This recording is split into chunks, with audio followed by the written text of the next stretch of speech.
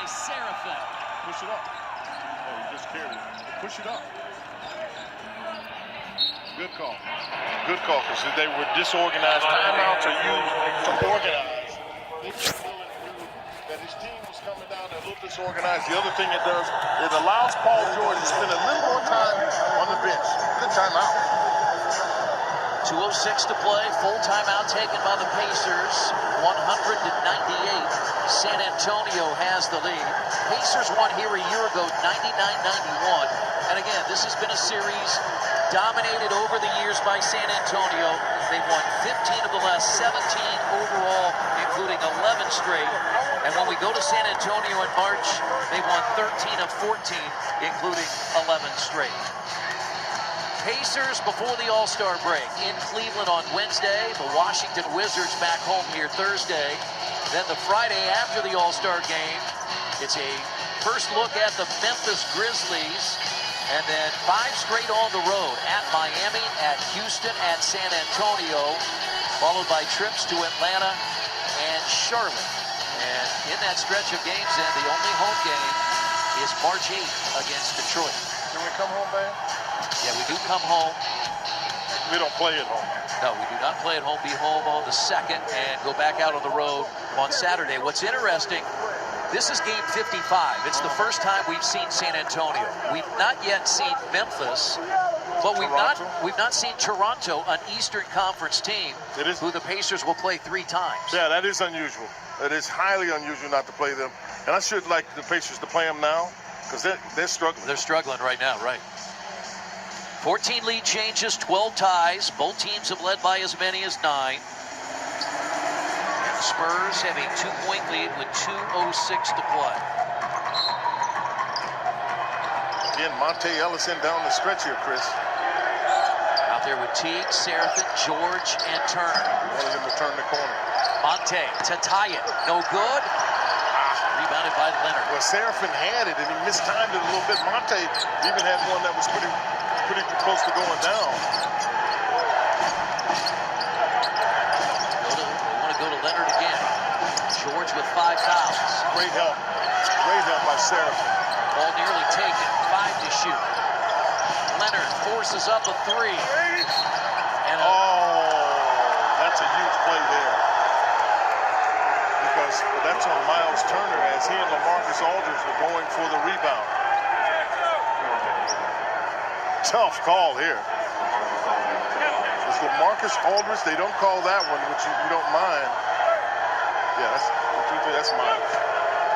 Miles is now he's become good at that because big people do it. Those arms are locked, and the question is, do you pull the guy's arm to you, or you get your arm out of there? And Miles tried to pull him to him, and he got caught. But I'll tell you what, he didn't even know what that play was at the beginning of the year, so he's learning. free throws you mentioned have hurt Indiana. They've made just 1 of their last 5.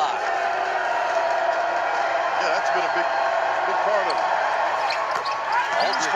Aldridge hits 2, and it's a 4-point lead.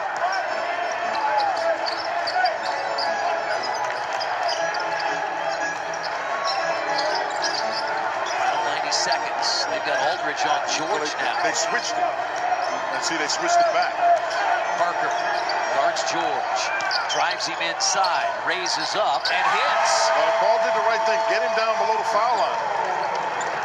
Because once they switch it, if you got Parker and it gets him below the foul line, Parker is not big enough to really affect the shot.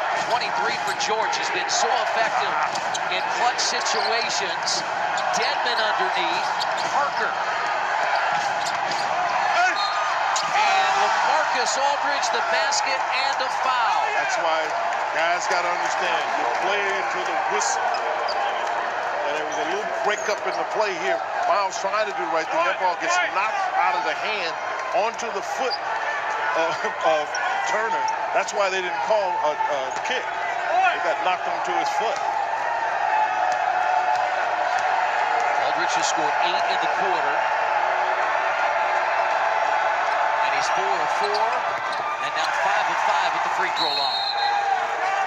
And a 5-point lead for the San Antonio Spurs with 52 and 2/10 seconds to play. You're talking about unfortuitous. That ball literally was hitting the ground and hit Miles Turner's foot and bounced into the hands of LaMarcus Aldridge. He caught it and got fouled. Pacers were on the wrong end of an 11-0 run at the end of the third quarter, trailed 81-72, and battled back to take a 97-94 lead with about 4 minutes to play. Look at that. That partner, you see that?